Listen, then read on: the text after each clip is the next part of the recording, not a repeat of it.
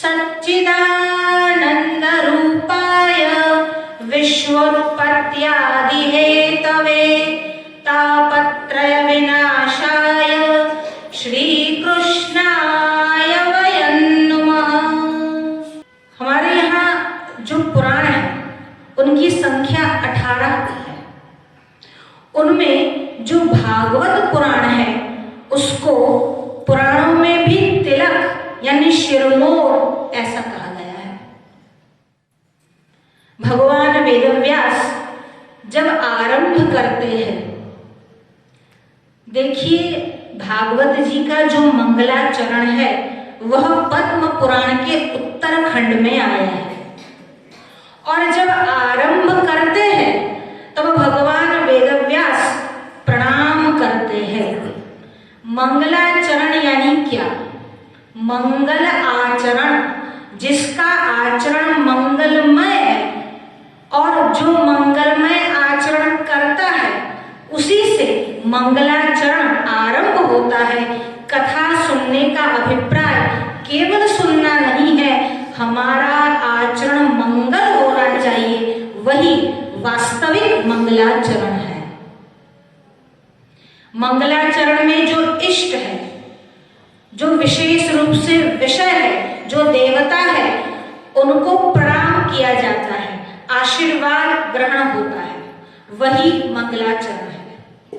यहाँ पर भी पद्म पुराण अंतर्गत जो महात्म्य आया है, महात्म्य का अर्थ है महिमा का गान, यानी भागवत जी की महिमा का गान, वही महात्म्य है। तो पहले भागवत जी की महिमा का गान किया, उसके बाद तदनंतर भागवत की कथा का आरंभ किया। मंगलाचरण करते हुए क्या कहते हैं? सच्चिदानंद रूपाय विश्वोत्पत्त्यादि हेतवे तापत्रय विनाशाय श्री कृष्णाय वयं नमः। सच्चिदानंद रूपाय, देखिए जब आप प्रणाम करते हैं तो प्रणाम के साथ साथ परिचय भी आवश्यक है।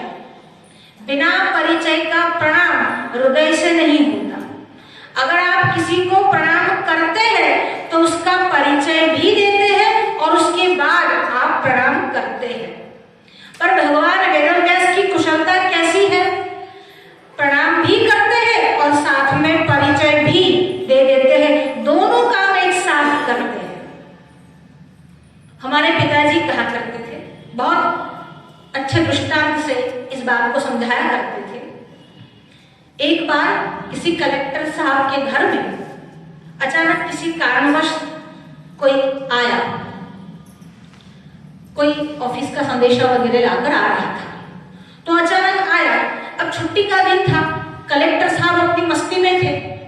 अब अपनी मस्ती में थे तब वो जो छोटा बच्चा था वो उसके ऊपर बैठा हुआ था और वो अपनी मस्ती में खेल रहा था। अब जब खेल रहा था और उनको पता नहीं है कि कौन आया है, अब कलेक्टर से मिलने के लिए उस समय मंत्री आया था, तो अचानक से आना हुआ और कलेक्टर अपनी मस्ती में था। अब कलेक्टर का जो लड़का था वो वहां पर बैठा था, ये पोता खेल रहा था, कलेक्टर के भी उसके साथ खेल रहे थे। अब उस बेटे ने देखा कि मंत्री जी आए हैं, अब कलेक्टर को सूचना भी देनी है और मंत्री जी का वेलकम भी करना है। उन्होंने क्या किया? आओ आओ मंत्री जी, आओ आओ। यानी अब कलेक्टर साहब को पता लग गया कि मंत्री आए हैं, अब आप सीधे आज हो जाओ, अपने जो बाकी के काम हो छोड़ दो। कलेक्टर को सावधान भी किया और मंत्री का वेलकम भी कर लिया। तो यहाँ पर भी प्रवचन आरंभ करने से पूर्व, कथा के पूर्व, भगवान वेदव्यास जो है श्री कृष्ण को प्रणाम करते हैं और श्री कृष्ण के प्रणाम करने के लिए साथ में उनका परिचय भी देते हैं। और परिचय देते हुए क्या कहते हैं? सच्चिदानंद रूपाय विश्वोत्पत्त्यादि हेतवे। सत, चित और आनंद, भगवान का जो स्वरूप है, परमात्मा का जो स्वरूप है वह कैसा है? तो पहले स्वरूप लक्षण बताया, परिचय दिया, और परिचय देते देते कहते हैं सत चित और आनंद स्वरूप जो है। अब सत किसको कहते हैं? सत का अर्थ एक तो होता है सत्य, दूसरा यहां पर जो सत का अर्थ है वह अस्तित्व, एग्जिस्टेंस को लेकर है। सत्य की परिभाषा देते हुए भगवान आद्य शंकराचार्य कहते हैं त्रिकालाबाधितम सत्यम, जो त्रिकाल से अबाधित है, यानी तीनों के तीनों काल में, चाहे वो भूतकाल हो, वर्तमान काल हो और भविष्य काल हो, तीनों के तीनों काल में जो एक सा रहता है उसी का नाम है सत्य। यहां पर सत शब्द से अस्तित्व को बताया गया है, जिसका एग्जिस्टेंस है, यानी सत। संसार में सभी पदार्थ, चाहे वो जड़ हो कि चेतन हो, सबका अस्तित्व है। अब कितने समय तक है वो बात की बात है, पर वस्तु तभी है जब उसका अस्तित्व है। जड़ वस्तु का सब एग्जिस्टेंस, अस्तित्व तो है, पर उसमें चेतना नहीं, पर उसका अस्तित्व है, यानी समग्र सृष्टि में जड़ का भी एग्जिस्टेंस तो है।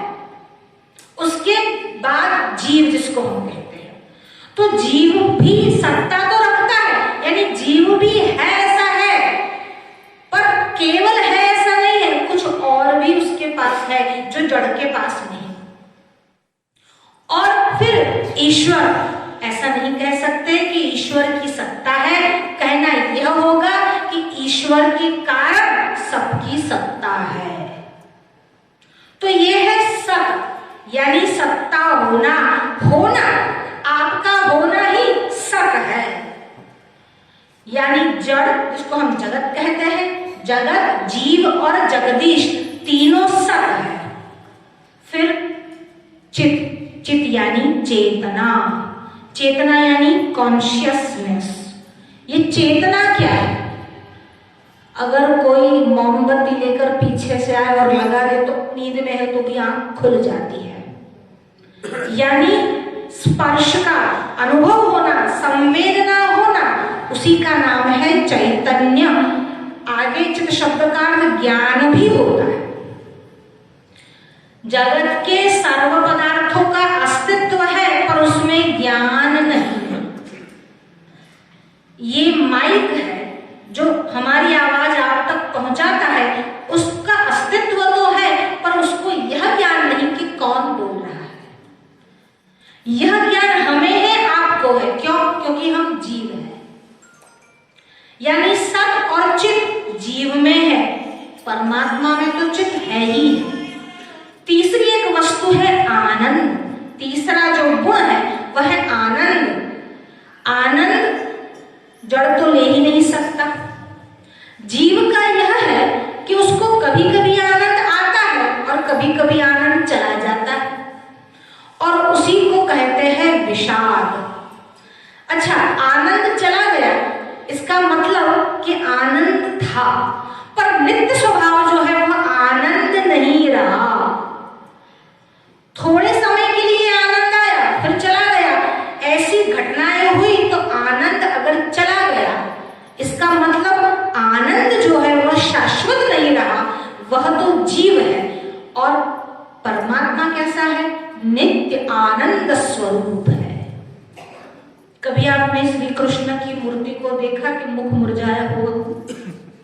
कभी राम जी की मूर्ति को देखा कि मुख मुरझाया हुआ हो? शिव जी को देखा? नित्य आनंद में जो रहता है वह परमात्मा है। जिसको कभी कभी विषाद हो जाए वह जीवात्मा है। भगवान वेदव्यास को भी विषाद हुआ। वाराणस्यं पूर्व भागे व्यासो नारायण स्वयं यस्य स्मरण मात्रेण अज्ञानी ज्ञानवान भवेत्। जिसके स्मरण मात्र से ही अज्ञानी ज्ञानी हो जाता है, ऐसे भी विषाद हुआ। हालांकि हम कहते हैं कि व्यासो नारायण स्वयं, पर जब आते हैं अवतार लेकर तो लीला भी तो अवतारों से करते हैं। पर महापुरुषों का विषाद जो है वो जगत के लिए हितकारी होता है। अर्जुन को विषाद हुआ और श्रीमद् भगवद गीता की प्राप्ति हुई। वाल्मीकि को विषाद हुआ और रामायण की प्राप्ति हुई। वैसे ही भगवान वेदव्यास को विषाद हुआ और देवर्षि नारद ने आकर उनका विषाद दूर करके उनको कुछ लिखने के लिए उपदेश किया। जो उपदेश पूर्व में ब्रह्मा जी ने नारद को किया था, वही उपदेश स्वयं नारद ने भगवान वेदव्यास को किया और जिसकी रचना हुई वही है श्रीमद् भागवत। सच्चिदानंद रूपाय विश्वोत्पत्त्यादि हेतवे तापत्रय विनाशाय। अब भगवान श्री कृष्ण को प्रणाम करना है तो पहले तो परिचय दिया, अब प्रणाम क्यों करना है वह बताते हैं। तापत्रय विनाशाय, 3 प्रकार के ताप का जो नाश करते हैं वे। अब दुख जो है और उसके कारण पाप का जो कार्य है वह दुख है, यानी दुख के लिए हेतु जो है, दुख के लिए जो कारण है वह पाप है। तो यहाँ पाप के नाश की बात नहीं की, पर ताप के नाश की बात की। क्यों? क्योंकि पाप का जो हेतु है, यानी पाप के जो फल है वह ताप है, वह ताप का भी जो नाश कर देता है तो पाप का तो साथ में नाश कर ही देगा। ऐसा अब यहाँ पर जो दुख की तापत्रय की बात हुई तो दुख के विषय में 4 कारण विद्वानों ने बताए हैं। जब ये 4 परिस्थितियां उत्पन्न होती है तब दुख निर्माण होता है। कौन कौन सी 4 परिस्थितियां? तो कहते हैं अयोग, दूसरा अतियोग, तीसरा हीन योग और चौथा मिथ्या योग। तो ये अयोग क्या है?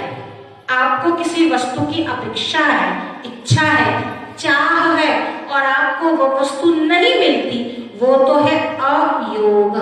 वह वस्तु आपको नहीं मिली, उसका आपके साथ योग नहीं हुआ। दूसरा है हीन योग। आपको इच्छा थी कि मर्सिडीज कार लेके घूमे और मर्सिडीज की बजाय आप लोग हुंडई में फिर रहे, तो आपकी इच्छा कुछ और थी, कुछ ज्यादा पाने की इच्छा थी, पर वो पूरी नहीं हुई। इच्छा तो पूरी हुई पर ज्यादा की थी और कम मिला, तो उसको कहते हैं हीन योग। तीसरा जो दुख का कारण है वह है मिथ्या योग। ये मिथ्या योग क्या है?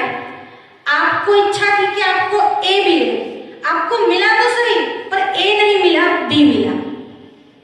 अगर आपका किसी के साथ प्रेम संबंध है, विवाह करना चाहते थे, आपका विवाह तो हुआ पर जिसके साथ आपका प्रेम संबंध था उसके साथ नहीं हुआ, मतलब विवाह हुआ, फल मिला, पर जो चाहता था वो नहीं मिला, उसको कहते हैं मिथ्या योग। मिथ्या योग भी दुख का कारण है।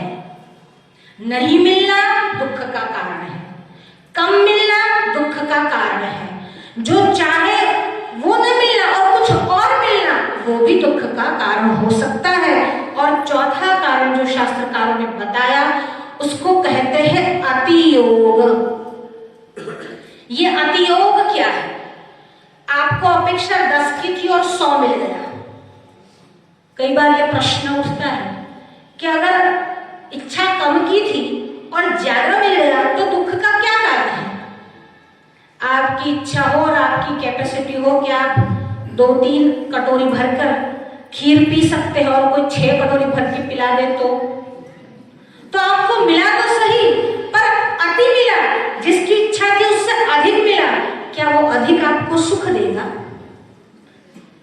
और उसमें भी अगर बैसाख ऋतु हो और कोई आम का जूस पिला दे और नहीं महाराज जी लो, नहीं महाराज जी लो लो करके पिला दे और आप पीते रहो और फिर जो हालत हो वो क्या हो। तो अतियोग भी दुख का कारण हो सकता है। तो किसी को ये संदेह प्रश्न उठ सकता है कि अगर खाने बैठे हो और कोई ज्यादा खिला दे तो ये ठीक है, पर पैसों के मामलों में ऐसा नहीं होता। अगर लाख की इच्छा और 50 लाख मिल जाए तो क्या बढ़िया है, कौन गलत कहेगा उसको। तो कहता है ऐसा भी नहीं। पिताजी बहुत सुंदर दृष्टांत से इस बात को समझाते थे। एक बार एक डॉक्टर साहब किसी पेशेंट को देखने के लिए गए। अब जब पेशेंट को देखने के लिए गए तब जब प्रवेश ही कर रहे थे कि बाहर उस बुजुर्ग का बेटा मिला। तो बेटे ने उनसे कहा कि देखिए आज बहुत अच्छा एक शुभ समाचार प्राप्त हुआ है, हमारे पिताजी की 10 करोड़ की लॉटरी लगी है।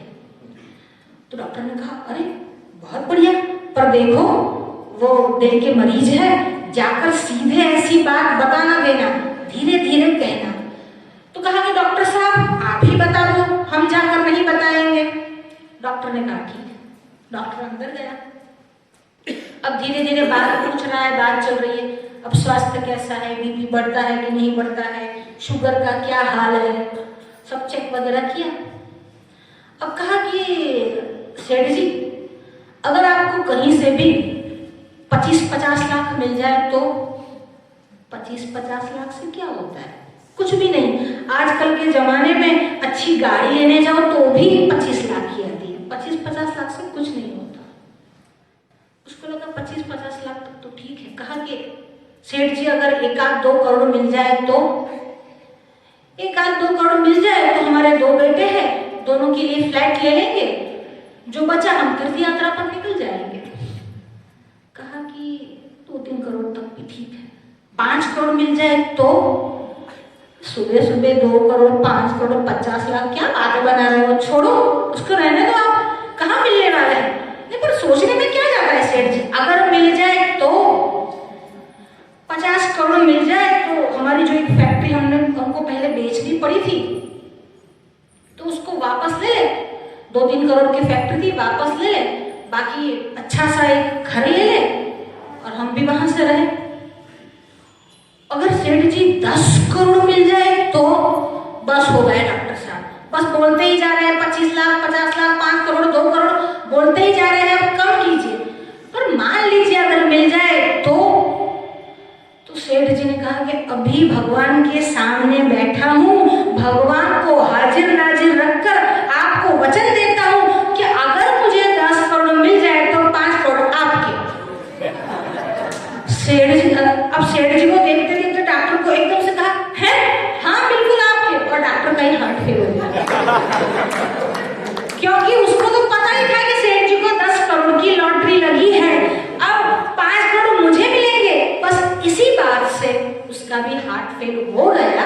यानी अति योग भी दुख का कारण बन सकता है। ये तो है 4 दुख के कारण, पर दुख कौन कौन से है? तो कहते हैं शास्त्रकारों ने कहा है 3 प्रकार के दुख है, आदि भौतिक, आध्यात्मिक और आदि दैविक। ये आध्यात्मिक दुख कौन सा है? शरीर और मन से संलग्न जो भी दुख है वह आध्यात्मिक दुख है। आधिदैविक दुख अचानक प्रकृति रूठ जाए और बहुत बड़ी समस्या आ जाए, भूचाल आ जाए, बाढ़ आ जाए, और जो दुख होता है, जो कष्ट पहुंचता है, उसको कहते हैं आधिदैविक दुख। और तीसरा कौन सा है? आदि भौतिक दुख, जिसको हम 2 साल से भुगत रहे हैं। ये जो कोरोनासुर है वह आदि भौतिक दुख है। किसी भूत या अन्य किसी जीव से हमको परेशानी या दुख हो उसे कहते हैं आदि भौतिक दुख।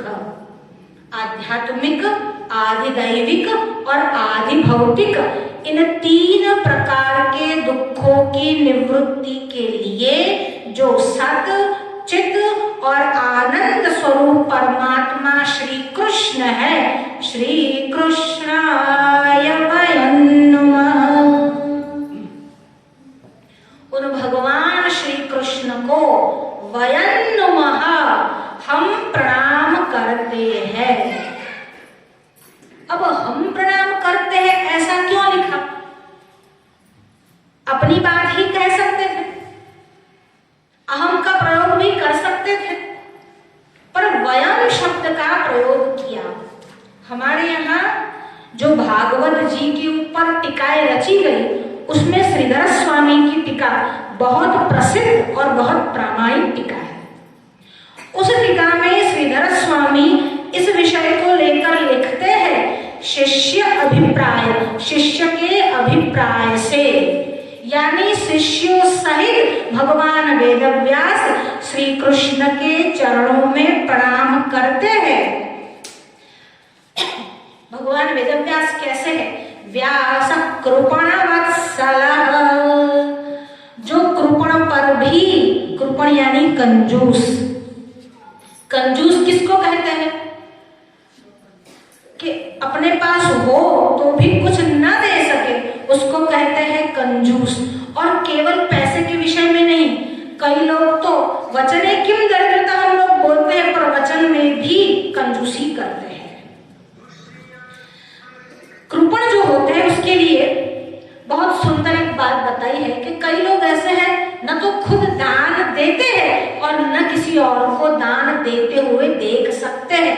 इतने कंजूस, कोई और दान दे तो भी उनके पेट में तेल पड़ता है। सोमी पूछे सोम से कैसे मुख मलिन, कछु गांठ से गिर पड़ो के काहू को दीन। ये सोमालाल और सोमी पति पत्नी थे। कई बार ऐसा होता है ना, पति जरा उदार हो तो पत्नी कंजूस होती है, और कई बार ऐसा होता है कि पत्नी उदार हो तो पति कंजूस होता है। प्रायः मुझे तो लगता है कि स्त्रियों का स्वभाव भी उदार रहता है। प्रायः हमारे सामने भी, जैसे कथा के हमारे जो मुख्य आयोजक है उसमें भी लाड साहब की अपेक्षा जसुबेन ज्यादा उदार है। लाड साहब कृपण नहीं है पर जसुबेन ज्यादा उदार है। तो ऐसा होता है कि प्रायः, जैसे कभी कभी सेठ भी उदार ही होते हैं, पर ये दोनों एक जैसे थे। सोमी और सोमालाल दोनों एक जैसे थे। सोमी पूछे सोम से कैसे मुख मलिन, कछु गांठ से गिर पड़ो। आपकी गांठ से, यानी पहले धोती में गांठ बांधते थे, अब पर्स रखते हैं पॉकेट में। कछु गांठ से गिर पड़ो, आपकी गांठ से कुछ गिर पड़ा है, के काहू को दी, या किसी को दान में दे दिया है।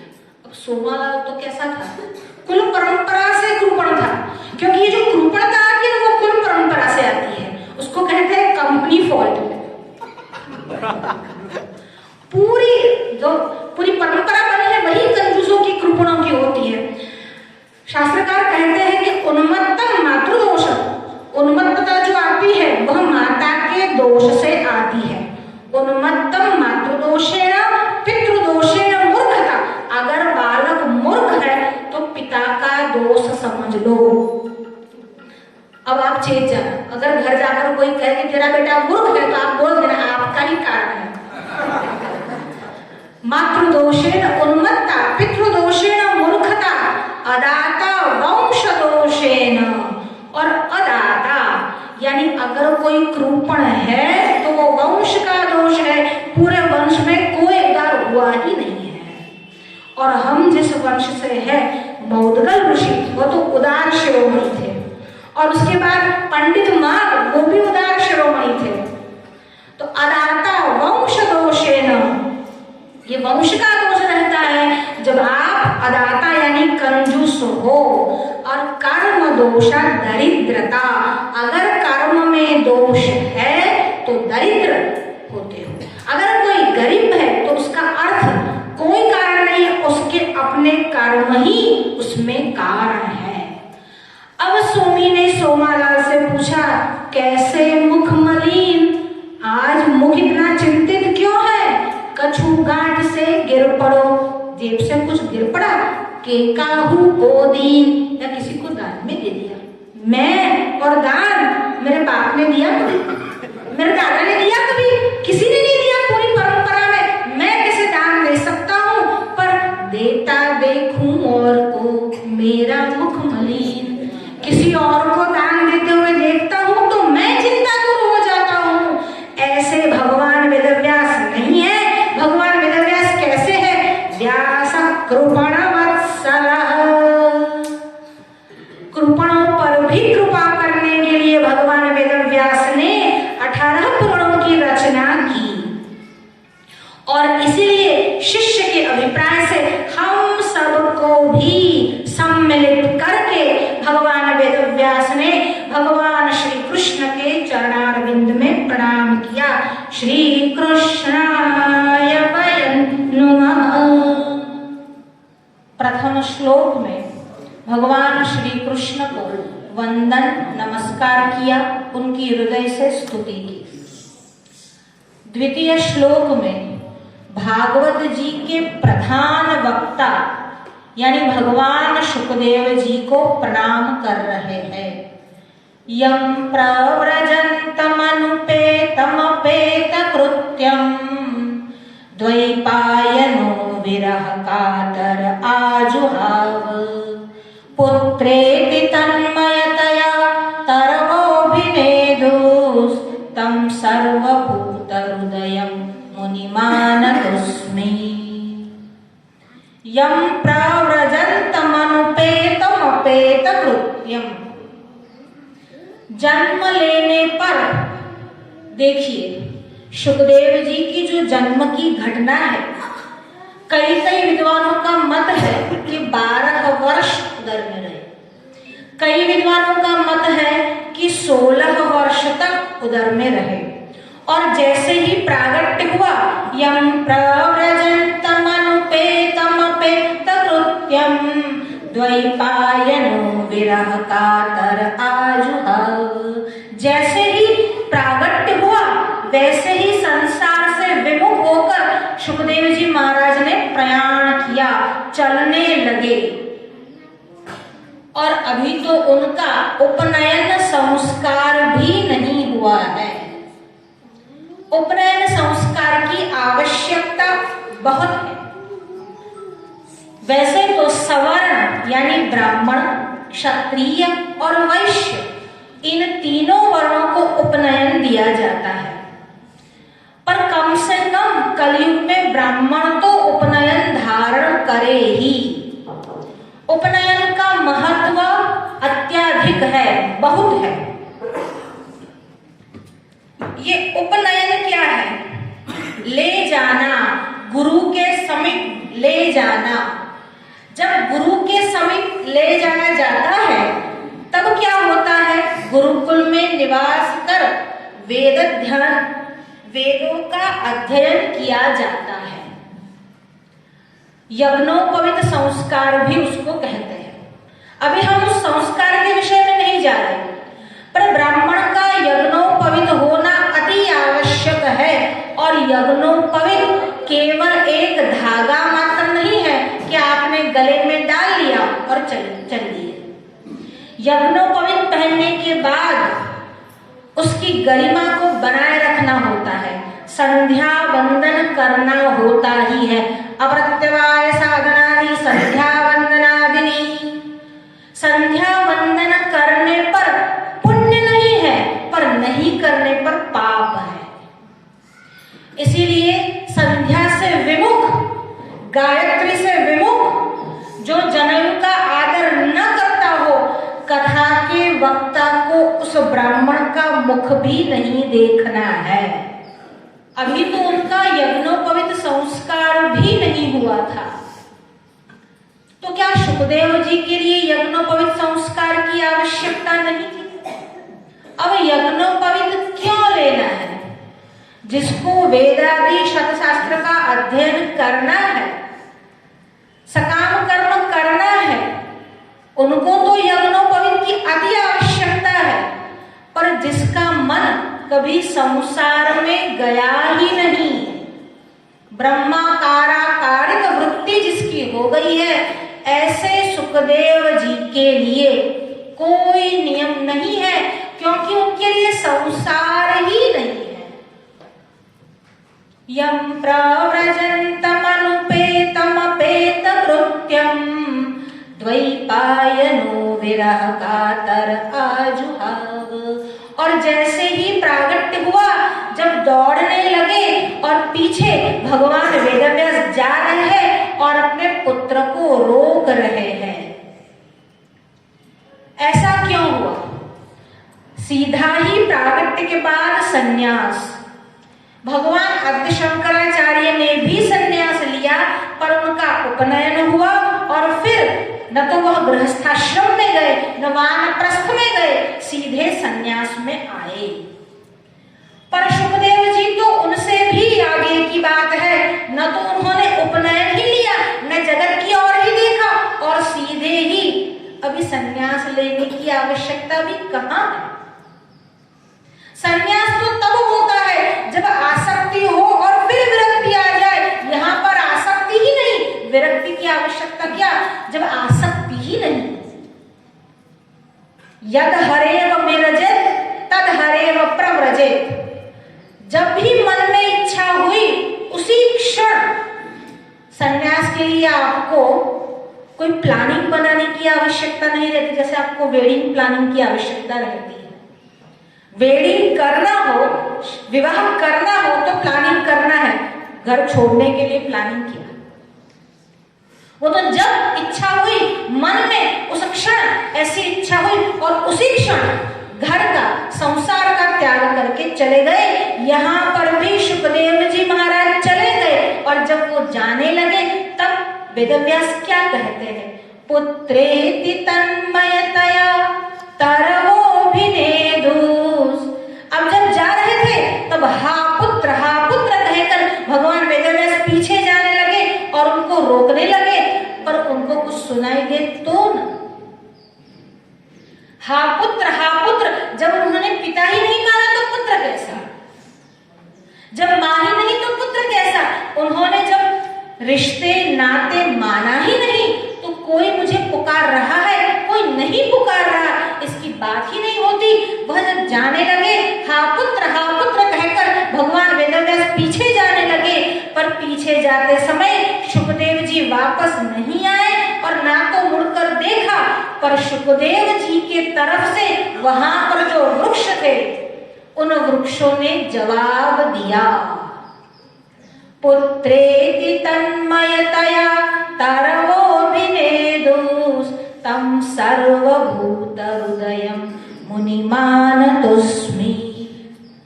सर्वभूत मुनि, देखिए जो वेदांती है, जिसकी ब्रह्माकाराकारिक वृत्ति है, वह सभी में अपने आप को ही एक ही ब्रह्म को देखता है।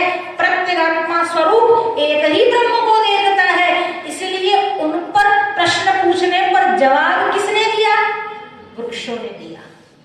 क्योंकि जब वृक्ष में रही हुई आत्मा और हम में रही हुई आत्मा एक ही पर ब्रह्म परमात्मा है, जब कोई भेद ही नहीं और उनकी वो संसार की और गति या दृष्टि ही नहीं, तब वृक्षों ने ही उत्तर दिया।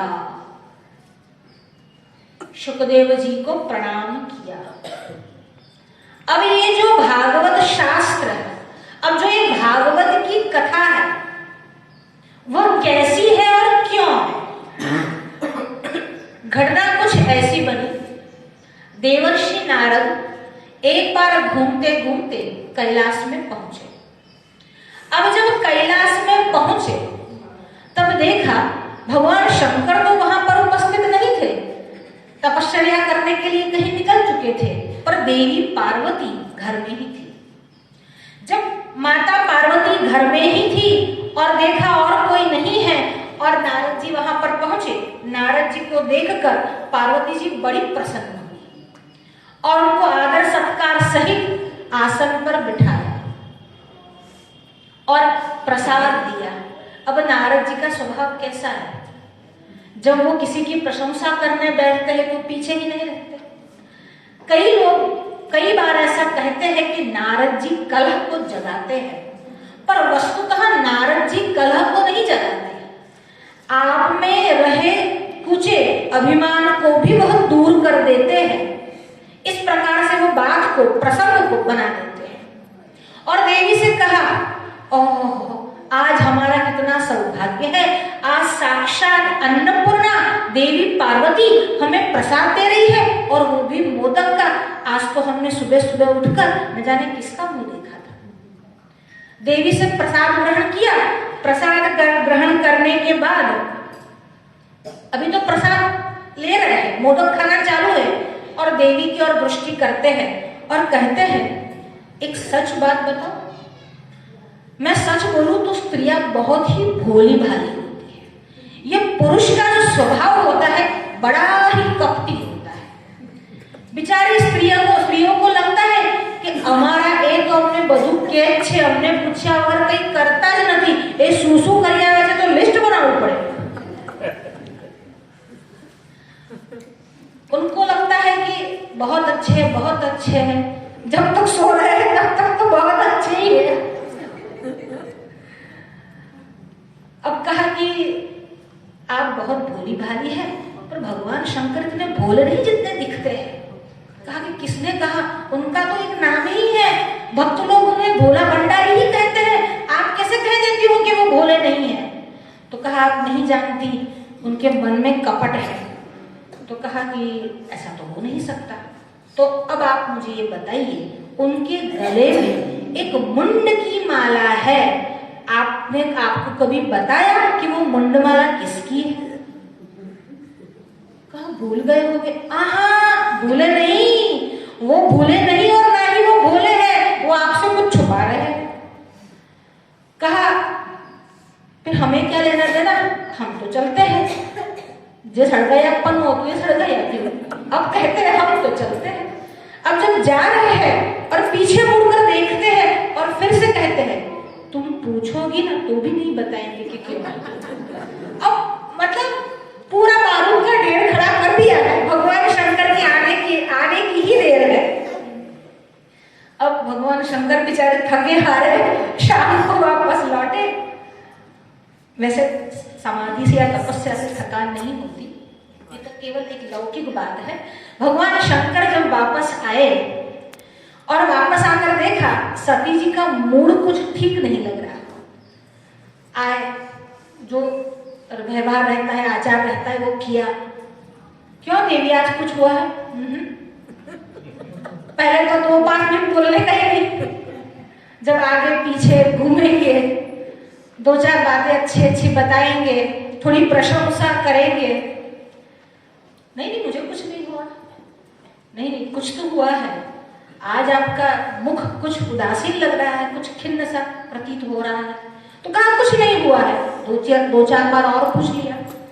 तब माता जी ने कहा, हम तो जानते थे कि आप हमें सब कुछ बताते हो, पर आप तो हमसे भी छुपाते हो। कहा ऐसी कौन सी बात है देवी जो हमने आपसे छुपाई? कहा हमें ये बताइए, आज तक कभी आपने हमसे ये कहा कि ये गले में मुंडमाला किसकी पहनी है? भगवान शंकर ने कहा नहीं बताया। तब आप बोलते हैं सब बताता हूं, ये बात तो आपने बताई नहीं। तो भगवान शंकर ने कहा जानकर क्या करोगी, तुम्हें दुख होगा, तुम्हें दुख होगा इसीलिए नहीं बताया था, छुपाने की बात तो उसमें थी नहीं। तो कहा जो भी हो मुझे तो सुनना ही सुनना है। अब स्त्री हट पर आ गई, तो कहा हमें तो सुनना ही सुनना है, आप कुछ भी कर लो। फिर महादेव जी ने कहा ठीक है, अगर तुम सुनना ही चाहती हो तो सुनो। आज तक जितने भी कल्प हुए, उन कल्पों में जितने भी समय दक्ष का जन्म हुआ और दक्ष के वहां आपका प्रागट्य हुआ, हमारा विवाह हुआ, और विवाह के पश्चात दक्ष की अग्नि में आपने अपने आप को जला दिया। आपने जितनी बार अपने आप को जलाया, उन समय में आपका जो मुंड था वो हमने अपने ही गले में धारण किया। ये इतनी मुंडमाला है जितने समय आपने दक्ष के अग्नि में अपने आप को जलाया है। पार्वती को एकदम से धक्का लगा, पर पार्वती ने तुरंत ही बात को संभालते हुए पूछा, भगवान आपकी बात बिल्कुल सही है, आपने इसलिए छुपाया था कि हमें दुख होता, पर आप हमको ये बताइए कि ये जो बार बार जीवन और मरण का चक्र है, क्या उससे बाहर निकलने का कोई मार्ग है? क्या ऐसी कोई विधि, ऐसा कोई विधान है कि जिसमें से हम इस जीवन मृत्यु के चक्र में से बाहर निकल आए? तो कहा बिल्कुल है, ऐसी विधान है, ऐसी कथा है जिससे आप इस जीवन मृत्यु के चक्र से बाहर आ सकते हो। तो कृपा करके हमें वो कथा सुनाइए। और भगवान शंकर ने उस कथा का आरंभ किया। जब उस कथा का आरंभ हुआ, देखिए आजकल भी हम बहनें जब कथा करती है व्रत के मौके पर, प्रसंगों पर, तो एक कथा करती है, बाकी सबके हाथ में चावल या फिर दाल वगैरह कुछ रहता है धन, फिर हम थोड़ी थोड़ी अंतराल में हुकारा भरती है, जी ऐसा बोलती है। तो पार्वती जी भी बैठी थी, भगवान शंकर कथा सुना रहे थे और पार्वती जी हुंकार भर रही थी। अचानक पार्वती जी को समाधि लग गई। पार्वती जी को जब समाधि लगी और भगवान शंकर भी आंखें बंद करके ही कथा कह रहे थे, अब जब कथा कह रहे थे उस समय वहां पर एक वृक्ष पर एक अंडा मरा हुआ था, जो शुक का अंडा था, पर वो कथा के माध्यम से अचानक उस अंडे में प्राण आया, उसमें से वो जीव बाहर निकला और हुंकार भरने लगा। जब हुंकार भरने लगा और उस हुंकार को देखकर शिवजी सुनकर, शिवजी समझ रहे थे कि पार्वती कथा सुन रही है, अचानक शिवजी ने आंख खोली, देखा पार्वती जी को समाधि लग गई है, तो ये हुंकार कौन कर रहा है? और चारों ओर देखा, तब एक शुक शावक हुंकार भर रहा था और भगवान ने अपना त्रिशूल उठाया, उसके ऊपर प्रहार किया और वह शुक शावक उड़ता हुआ भगवान वेदव्यास की शरण में आया। देखिए त्रिशूल उठाने का कारण क्या था? जब पति और पत्नी आपस में बात कर रहे हैं, तब तीसरे को, कई लोगों की आदत होती है ना, दीवार पर कान रख के सुनते हैं। जब दो पति पत्नी, दो मित्र, दो सखिया बात कर रहे हैं आपस में, तब दीवार पर या उसके पीछे कान रख के सुनना नहीं चाहिए। इसने ये किया, भगवान को गुस्सा आया, त्रिशूल चलाया, शुक शावक भगवान वेदव्यास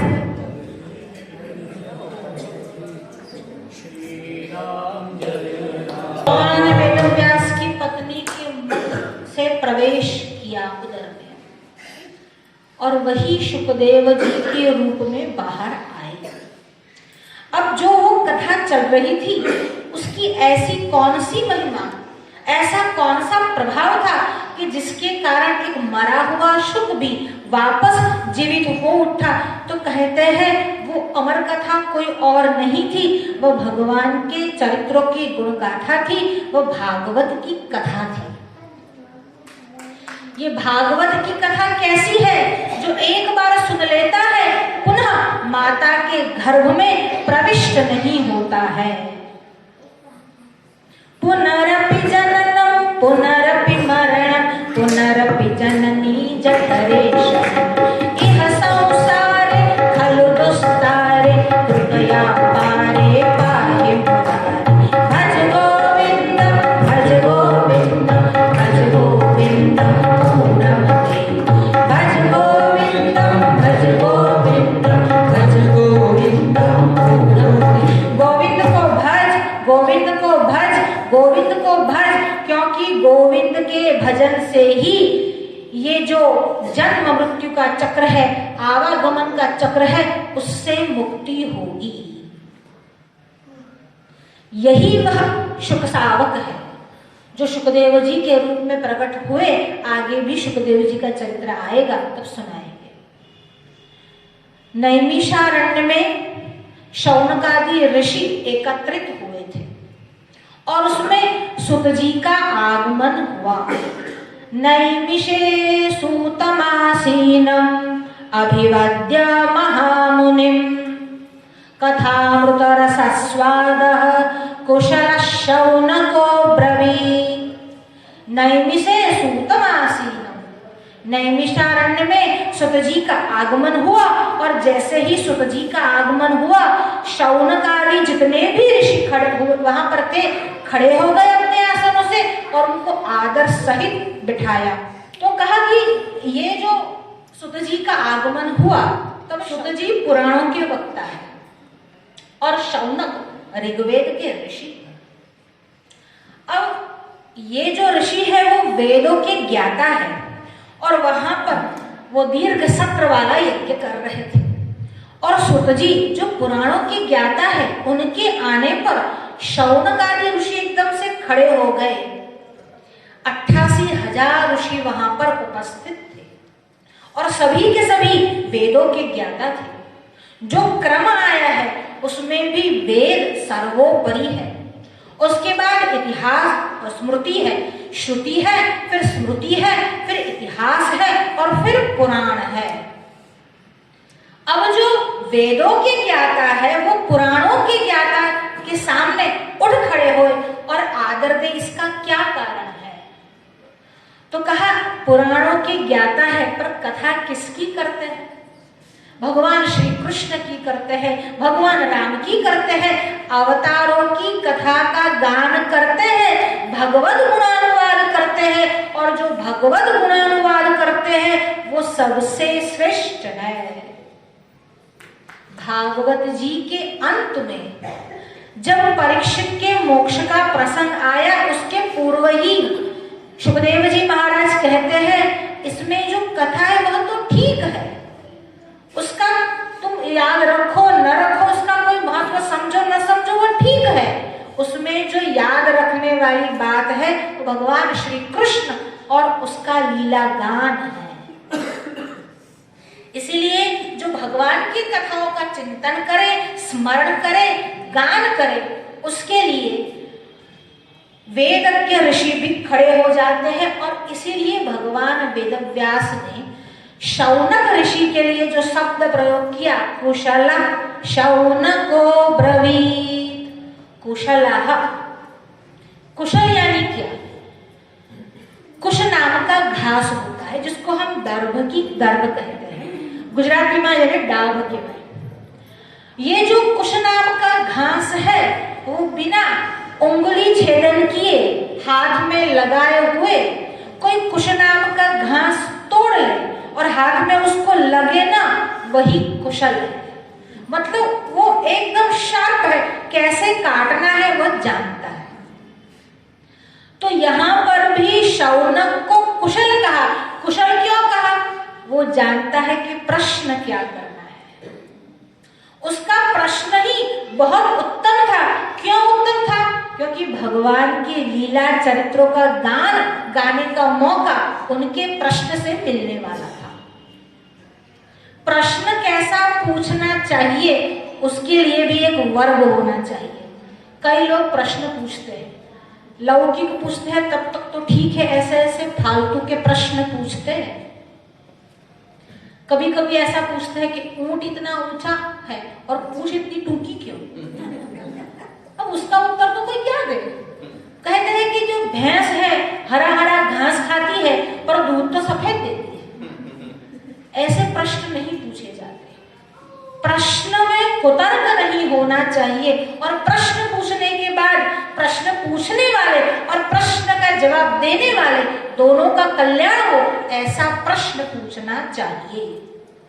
इसीलिए जो शौनक ऋषि ने प्रश्न पूछा, शौनक के लिए भगवान वेदव्यास ने कहा कुशल शौनको ब्रवीत, ये कुशल है।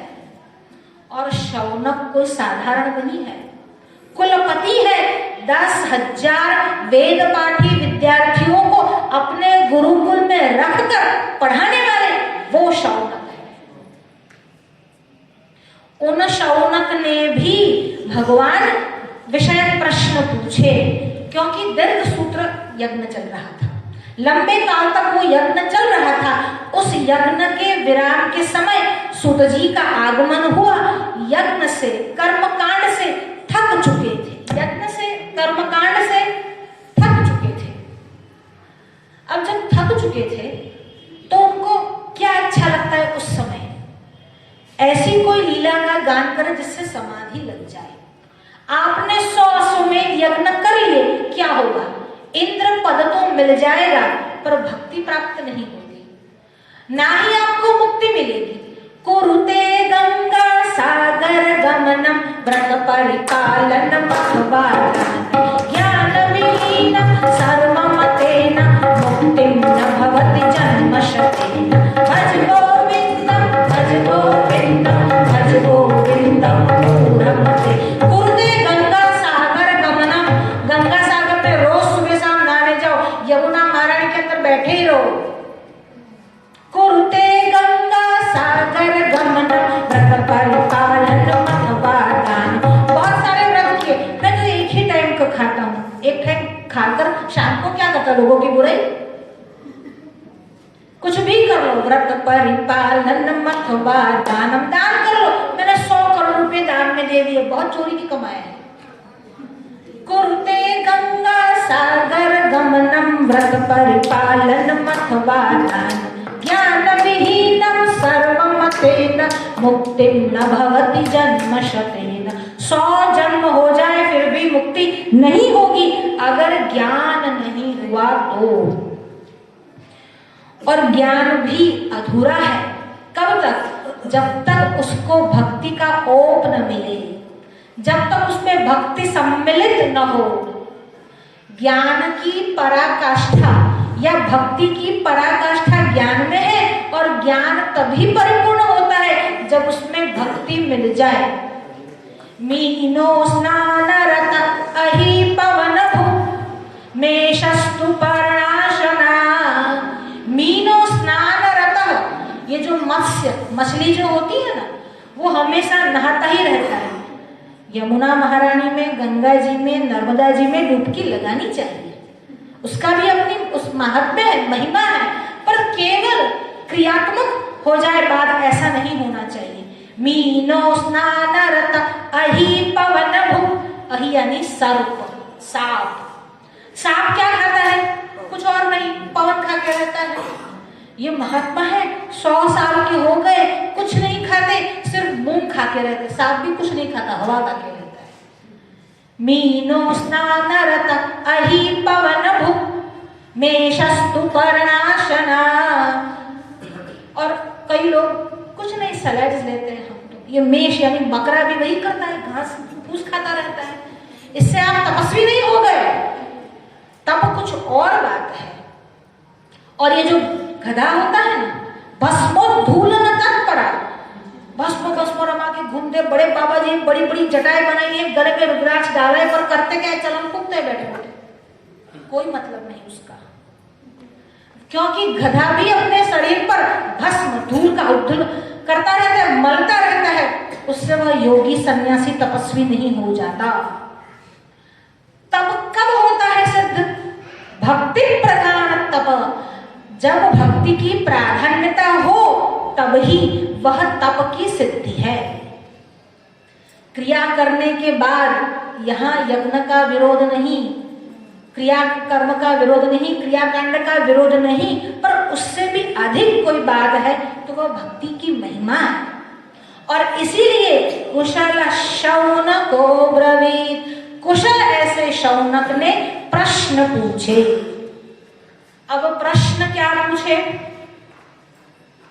इस कली काल में कौन सा ऐसा शास्त्र, कौन सी ऐसी विद्या, कौन सा ऐसा ग्रंथ है, कौन सा ऐसा कार्य है जिसके कारण भगवान श्री कृष्ण के चरणारविंद में हमको अटल दृढ़ भक्ति हो जाती है, और कैसे होती है।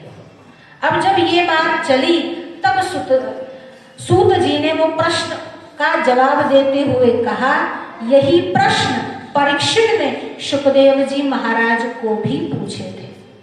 और जब शुकदेव जी महाराज उसका उत्तर देकर पूरा भगवान का चरित्र, भागवत का चरित्र सुना रहे थे, उस समय क्या हुआ, एक दिव्य प्रसंग वहां पर बना। प्रसंग क्या हुआ?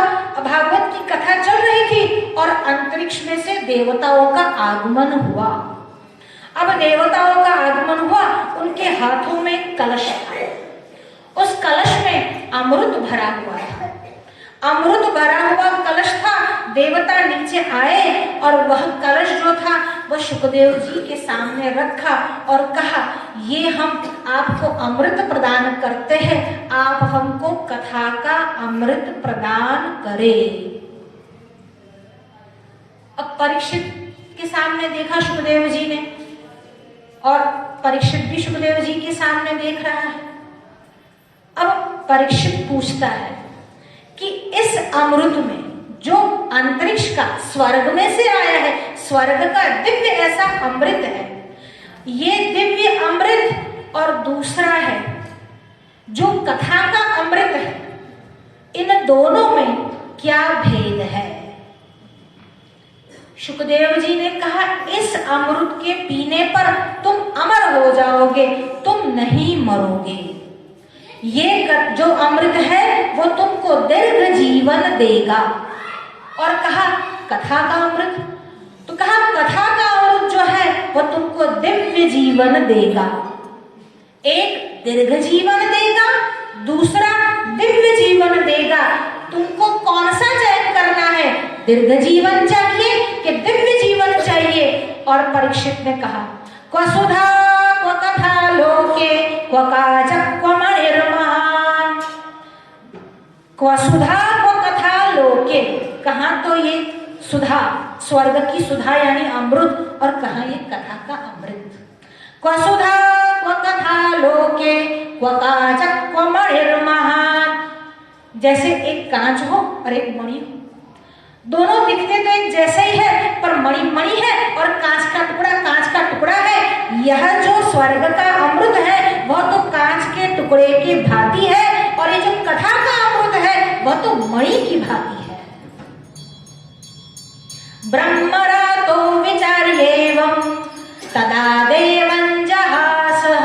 ऐसा कहकर ब्रह्मराज के सामने परीक्षित हंस दिए कि इन दोनों में तो कथा का अमृत ही पान करने योग्य है।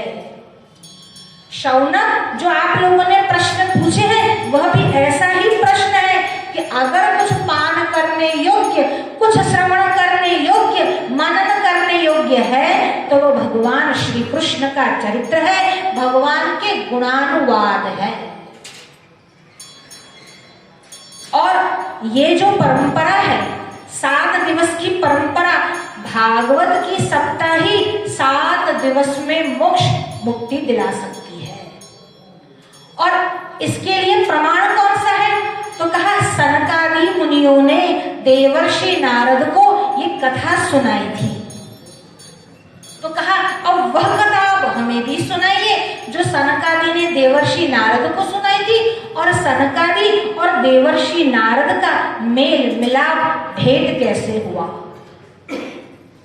तो कहा देवर्षि नारद कलिकाल में घूमते घामते कहीं जा रहे थे।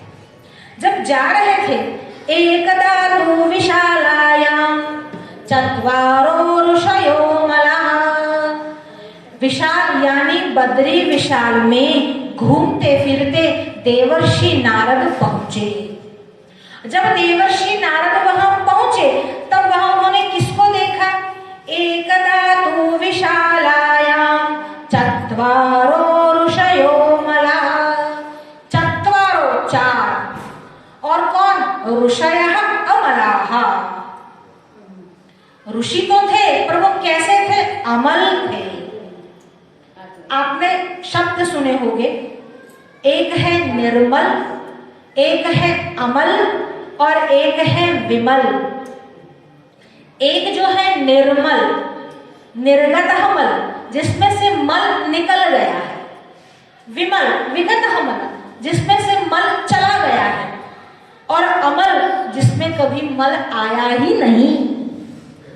ये सनकादि ऋषि कैसे है? जिसमें कभी मल आया ही नहीं। ऋषयो अमलाः। आज उनको देखा देवर्षि नारद बड़े प्रसन्न हुए। देवर्षि नारद ने प्रणाम किया। जब देवर्षि नारद ने सनकादि ऋषियों को प्रणाम किया, देखिए सनकादि ऋषि तो सृष्टि के आरंभ में ही प्रकट हो गए थे, पर नित्य 5 वर्ष के बालक है। बालक क्यों है? जिनके मन में जगत एक सा है, जिनके मन में कोई विकार है ही नहीं, वह बालक है। बालक निर्विकारी है। इसी भांति सनकादि ऋषि भी निर्विकारी है, इसीलिए उनकी अवस्था भी 5 वर्ष के बालक जितनी ही है। पर फिर भी गुरुनाम भी गुरु, वो गुरुओं के भी गुरु है। और देवर्षि नारद ने सनकादि के चरणों में प्रणाम किया। अब जब प्रणाम किया, देखिए गुरु का स्वभाव कैसा होता है। प्रणाम करने पर शिष्य का मुख देखकर ही पहचान लेते हैं कि शिष्य के मन में क्या क्या चल रहा है। यहाँ पर बहुत सारे लोग हैं जिसको यह अनुभव हुआ है, शिवोहम के द्वार में प्रवेश करते ही आपके मन की बात वही रह जाती थी। तो जैसे ही प्रणाम हुआ और सनत कुमारों ने उनका मुख देखा, और सनत कुमार क्या पूछते हैं, कथम ब्रह्मन् दीन मुखम कुतश्चिंतातुरो भवान त्वरितं गम्यते कुत्र कुतश्चागमनं तव। आपका मुख कुछ दीन म्लान क्यों है? देखिए, देवर्षि नारद के जीवन में दुख होने की संभावना ही नहीं। क्यों नहीं? जो निरंतर नारायण का स्मरण करता है उसके जीवन में भला दुख कैसा हो। तो कहा, आज आपका मुख इतना मलिन क्यों है, म्लान क्यों दिख रहा है? कथम ब्रह्मन् दीन मुखम कुतश्चिंतातुरो भवान। आप चिंतातुर दिखते हैं और इसी के कारण आपका मुख जो है वह म्लान है। त्वरितं गम्यते कुत्र, आप फटाफट जल्दी जल्दी में कहीं जा रहे हैं। कुतश्चागमनं तव, या तो कहीं से आ रहे हैं, कहीं से आपका आना है, कहीं से आप जा रहे हैं, कुछ भी हो, पर आपका मुख जो है वह आज म्लान दिखता है। और जब ये पूछा तब देवर्षि नारद ने कहा, देवर्षि नारद हर तीर्थों में जाकर आए थे और उस सभी तीर्थों में जाकर बद्री विशाल यानी बद्रीनाथ धाम में पधारे थे। कहा, मैं सभी तीर्थों में घूमते घामते यहाँ पर बद्रीनाथ में आया और अभी हालत ऐसी है, मैं तो कायम हमेशा ही घूमता रहता हूँ, पर जो मैंने कलिकाल का उदय होते हुए देखा, इतना बड़ा कलयुग आया है। सत्यम नास्ति तपः शौचम दया दानम न विद्यते। सत्यम नास्ति, कहीं सत्य तो रहा ही नहीं। तपो न सत्यम नास्ति तपः शौचम, न तो तप है, शौच यानी न तो पवित्रता है। दया दानम न विद्यते, और न ही दया है किसी के मन में, और न ही दान। केवल अपना नाम पाने के लिए दान देना अलग बात है, और चुपचाप केवल दान देखकर सामने वाले को न जताना, वो वस्तुतः दान है। दान देने के बाद जब आप बड़े बड़े होर्डिंग्स दान में लगाते हो, बेंचेस पर लगाते हो, कहीं पर भी दान देना अच्छी ही बात है, पर जब आप उसमें उसके पीछे भी आपकी अपने कीर्ति की अपेक्षा है, भूख है, तब तो आपका फल आपको उसी जन्म में वहीं पर मिल गया। सत्यम नास्ति तपः शौचम दया दानम न विद्यते। उदरम भरिणो जीव वराकाकूट भाषिणः। उदरम भरिणो जीव, केवल पेट भरने हेतु जो भी करता है, बस इस पेट के कारण, जब पेट के कारण करता है या बोलते हो तो 6 घंटा काफी है। सुबह से लेकर शाम तक केवल वही कार्य में उलझे हुए रहते हो। आपको एक ही लालसा है, एक ही भूख है कि अधिक से अधिक धनोपार्जन कैसे हो। मंद सुमंद मतयः मंद भाग्यायुपद्रवः। ऐसे उपद्रवी जीव हो गए हैं कि पूछो ही मत। अट्टशूला जनपदा, अट्टशूला जनपदा। लोग पहले घर में खाना बनाते थे, अब बाहर खाना बनाकर पका हुआ बेचने लगे हैं। वह भी कलयुग का ही लक्षण है। अट्टशूला जनपदा शिवशूला द्विजातयः। शिवशूलाः, पहले जब ब्राह्मण, जब गुरु शिष्य को पढ़ाते थे तो उसके पीछे पैसे का, धन का लोभ नहीं रहता था। अब क्या हो गया है, पैसा लेकर वेद को भी, यहाँ शिव शब्द से वेद अर्थ लेना है, पैसे देकर, पैसे लेकर वेद को भी बेचते हैं।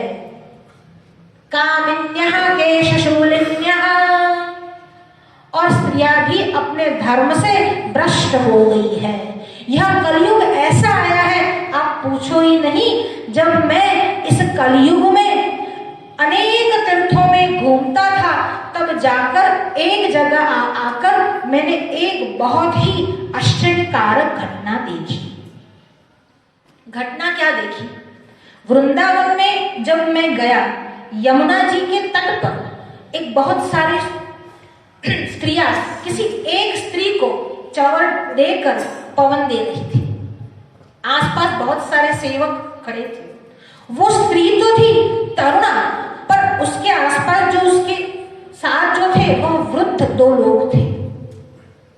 अब जब मैंने ये घटना देखी कि वो तरुणी उसके पास बैठी है, 2 वृद्ध वहां पर मूर्छा की अवस्था में है, तब अचानक उस तरुणी ने मुझे बुलाया।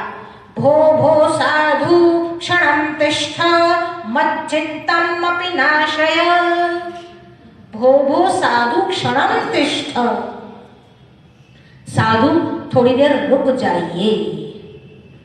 उसको भी लगा देवर्षि नारद को देखकर कि इसे अपना हाल सुनाने जैसा है।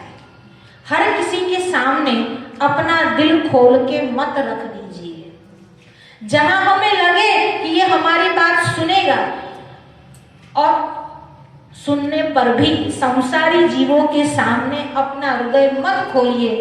2 ही के सामने अपना हृदय खोल सकते हैं, एक गुरु संत के पास और दूसरा ईश्वर के पास। यहां उस देवी ने, उस तरुणी ने भी देवर्षि नारद को रोका और कहा, भो भो साधु क्षणं तिष्ठ मच्चित्तम् अपि नाशय। साधुनां दर्शनम लोके, साधु का दर्शन सर्व पाप, सभी पापों को दूर करने वाला है। आप रुक जाइए, मेरे भी संताप को, मेरे भी पाप को आप दूर कीजिए। तो कहा, आप कौन हैं और ये दोनों कौन हैं, और आप इस अवस्था में यहाँ पर यमुना तट पर क्या कर रही हैं? ये वृंदावन की ही घटना है। यमुना जी का यह वही तट है जहां पर यह घटना हुई। तो कहा, आप यहाँ पर क्या कर रही है और ये दोनों कौन है? अब वो जो स्त्री थी उसने बोलना आरंभ किया। भक्ति रीति आख्याता, मैं भक्ति, मेरा नाम भक्ति है। इमौ में तनयौ, और ये दोनों जो है वो मेरे पुत्र है। मेरा नाम भक्ति है और ये दोनों मेरे पुत्र है। और देखो, मैं तरुणी हूं, मैं युवा हूं, और मेरे दोनों पुत्र वृद्धावस्था को प्राप्त कर चुके हैं। और इन दोनों पुत्रों के नाम क्या है? एक का नाम ज्ञान है और एक का नाम वैराग्य है। ऐसा क्यों? मां युवा है और पुत्र बूढ़े क्यों? तो कहा, इस कलिकाल में भक्ति का तो कोई भी थोड़ा बहुत ग्राहक बच जाता है, पर ज्ञान वैराग्य का कोई ग्राहक रहा ही नहीं। इसलिए ज्ञान और वैराग्य बूढ़े हो चले और भक्ति अभी भी युवा है। वस्तुतः तो मैं भी दीनहीन अवस्था में थी, हर जगह पर घूम रही थी। भारतवर्ष में घूमते घूमते उत्पन्ना रविरादेशे वृद्धिम कर्णाटके गता, क्वचिन क्वचिन महाराष्ट्रे गुर्जरम जीर्णतम गता। उत्पन्ना द्रविड़ादेश, कहाँ उत्पन्न हुई? द्रविड़ देश यानी तमिलनाडु में। वृद्धिम कर्णाटके गता, और मेरा जो वृद्धि हुआ, मेरी जो वृद्धि हुई, व्याप हुआ, वह कर्नाटक में हुआ। आप आचार्यों के नाम गिनवाइए। भगवान आद्य शंकराचार्य, भगवान रामानुजाचार्य, भगवान मध्वाचार्य, भगवान निम्बार्काचार्य सभी के सभी दक्षिण में हुए। तो कहा द्राविड़ देश में मैं उत्पन्न हुई, कर्नाटक में मेरी वृद्धि हुई, क्वचिन क्वचिन महाराष्ट्रे, महाराष्ट्र में भी मेरे ग्राहक मिले, मतलब मुझे पालन पोषण करने वाले मिले। अरे महाराष्ट्र में पालन पोषण करने वाले कितने मिले? अरे महाराष्ट्र में तो बाढ़ आई भक्तों की, और वो भी पंढरपुर में। विठ्ठल विठ्ठल विठ्ठला हरि ओम विठ्ठला कोणे दिखेला हरि ओम विठ्ठला जनाबाई दिखेला हरि ओम विठ्ठला जनाबाई दिखेला हरि ओम विठ्ठला शंभूबाई दिखेला हरि ओम विठ्ठला शंभूबाई दिखेला हरि ओम विठ्ठला विठ्ठल विठ्ठला हरि ओम विठ्ठला ज्ञानदेव दिखेला हरि ओम विठ्ठला ज्ञानदेव दिखेला हरि ओम विठ्ठला विठ्ठल विठ्ठला हरि ओम विठ्ठला विठ्ठल विठ्ठल विठ्ठला हरि ओम विठ्ठला शंभूबाई जनाबाई बाढ़ लगी पंढरपुर में तो भक्तों की। क्वचिन क्वचिन महाराष्ट्रे गुर्जरे जीर्णतांगता, और गुर्जर प्रदेश में आकर ही जीर्ण हो गई, इसलिए अभी गुर्जर प्रदेश वाले वृंदावन में आए हैं। तो भक्ति देवी के सामने देवर्षि नारद उपस्थित थे। ज्ञान वैराग्य की मूर्छा ही नहीं थी, अभी भी मूर्छा नहीं है।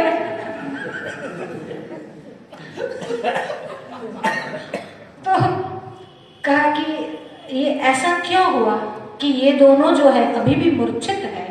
मैं तो वृंदावन में आने के बाद थोड़ा सा अच्छा अनुभव कर रही हूँ, पुनः अपनी स्फूर्ति को मैंने प्राप्त किया है, पर अभी भी हमारे जो पुत्र हैं उनकी मूर्छा दूर नहीं हुई है। तो परीक्षित राजा ने ये ठीक नहीं किया। उन्होंने अपने राज्य शासन में कली को प्रवेश क्यों दिया? ये कली को प्रवेश दिया इसी के कारण ये सब है कि ज्ञान और वैराग्य की मूर्छा ही नहीं जाती। कलयुग में ज्ञान और वैराग्य के सभी कृपण या सभी दीन गरीब हो जाते हैं। ये ठीक नहीं किया। ऐसा क्या था गुण कि परीक्षित ने कलयुग को अपने राज्य में आने दिया? वह तो चक्रवर्ती सम्राट था। देवर्षि नारद ने कहा कलयुग में 100 दोष भले हो, पर सबसे बड़ा जो कलयुग का गुण है वो यह है, यत्फलम नास्ति तपसा न योगेन समाधिना तत्फलम लभते सम्यक कलौ केशव कीर्तना। भगवान श्री कृष्ण के कीर्तन से जो लाभ कलयुग में मिलता है और कभी कहीं नहीं मिलता, एक गुण देखकर परीक्षित ने कलयुग को अपने राज्य में आने की अनुमति दे दी। और तुम चिंता मत करना, द्रौपदी च परित्राता ये न कौरव कश्मलात् पालिता गोप सुंदरिया सकृष्ण क्वापि नो गतः। द्रौपदी च परित्राता, जिसने द्रौपदी की रक्षा की, जिसने परीक्षित की रक्षा गर्भ में की। पालिता गोप सुंदरिया, और जिसने गोप सुंदरी यानी गोपियों का पालन किया। सकृष्ण क्वापि नो गतः, तो भगवान कृष्ण अभी कहीं गए नहीं है। तो उदास क्यों होती है जब भगवान श्री कृष्ण इसी धरातल पर किसी न किसी रूप में मौजूद है? तुम्हारा भी कल्याण होगा, हम बहुत सारा प्रयत्न करेंगे।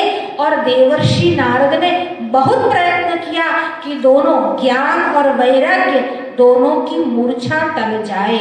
वेद वेदांत घोषैश्च गीता पाठैर्मुहुर्मुहुः, बार बार वेद घोष किया, वेदों का पाठ किया, गीता का पाठ किया, पर फिर भी ज्ञान और वैराग्य की मूर्छा नहीं टली। जब नहीं टली, देवर्षि नारद थोड़े खिन्न हुए। उसी समय आकाशवाणी हुई। और आकाशवाणी क्या हुई? देवर्षि नारद, आप डरो नहीं, आप चिंता मत करो, सत्कर्म करो। और वो सत्कर्म क्या है, वह तुम्हें संत बताएंगे। देवर्षि नारद उस संत की खोज में चल दिए। सभी ऋषि, सभी आचार्य जो वहां पर उपस्थित थे, या उस समय जितने भी धरातल पर थे, उनको लगा कि जब वेदों के पाठ से, वेद घोष से, गीता के पाठ से भी इनकी मूर्छा अगर नहीं टली, तब दूसरा कोई उपाय हो ही नहीं सकता। नारद का यह प्रयत्न विफल हो जाएगा। नारद पूरे भारतवर्ष में घूमे पर उसका उत्तर नहीं मिला। अब उन्होंने सोचा कि बद्रीनाथ में जाता हूँ, वहां पर तपश्चर्या करूंगा, तपश्चर्या से भगवान प्रसन्न होंगे, वही कोई उपाय सुझाएंगे। बिना तप के फल नहीं मिलता। तो बद्रीनाथ में गए और बद्रीनाथ में कौन मिले? एकदा तु विशालायां चत्वारो ऋषयो मलः। ये 4 ऋषि सनकादि कुमार उनको मिले। अब सनकादि कुमारों को ये पूरी घटना उन्होंने बताई, भक्ति का दुख और दर्द बताया। और सनकादि कुमारों ने कहा, तुम्हें चिंता करने की कोई आवश्यकता नहीं है। क्यों? क्योंकि हमारे पास ऐसा एक उपाय है जिससे इन दोनों की मूर्छा टल जाएगी और भक्ति को पुनर्जीवन मिलेगा। तुम चिंता मत करो, सप्ताह वाचनम कुरु, 7 दिवस तक भागवत की कथा का श्रवण करो। और तभी देवर्षि नारद ने संकल्प लिया, ज्ञान यज्ञ करिष्यामि, अब मैं ज्ञान यज्ञ करूंगा। और जब ज्ञान यज्ञ का सोचा, तब सबसे पहले पत्रिका बनाई गई। अरे नहीं, अभी तो विचार ही किया कि ज्ञान यज्ञ करूंगा। और जैसे ही ज्ञान यज्ञ करूंगा ऐसा विचार किया और सनकादि कुमारों ने उपाय बताया, यह बात पूरे संसार में फैल गई। अपने आप ही वहां पर सभी ऋषि उपस्थित हो गए। भृगुर्वसिष्ठ क्रतुरंगिरश्च, बहुत सारे ऋषि वहां पर आए। अरे 17 पुराण भी अपना स्वरूप लेकर 17 पुराण भी वहां पर आए। कथा व्यास कौन थे? साक्षात सनत कुमार थे। और देवर्षि नारद श्रोता थे। ऐसे वक्ता और ऐसे श्रोता। कथा का आरंभ हुआ और जैसे ही कथा का आरंभ हुआ, अभी तो भागवत के महिमा का ही गान हुआ था। सदा सेव्या श्रीमद्भागवती कथा, यस्या श्रवण मात्रेण हरिश्चित्तं समाश्रयेत्। सदा सेव्या, हमेशा सेवन करना चाहिए। किसका? हरि का। और हरि की कथाओं का, यानी श्रीमद् भागवत की कथाओं का सदा ही सेवन करना चाहिए, श्रवण करना चाहिए, क्योंकि उसके श्रवण मात्र से हरिश्चित्तं समाश्रयेत्, हरि अपने चित्त में प्रविष्ट हो जाते हैं। अभी तो महिमा का गान ही हुआ था, धीरे धीरे उन्होंने जैसे आलस मरोड़ी।